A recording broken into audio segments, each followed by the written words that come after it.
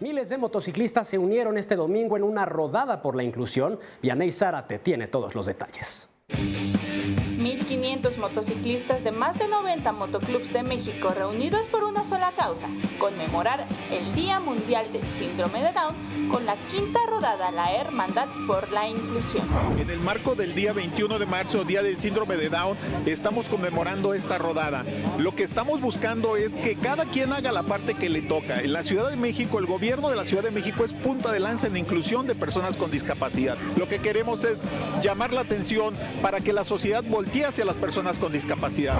Algunos motociclistas caracterizados y otros con juguetes se reunieron en las inmediaciones del estadio de Seúl para partir al Monumento a la Revolución, donde los niños los esperarían para convivir con ellos y generarles un momento de felicidad.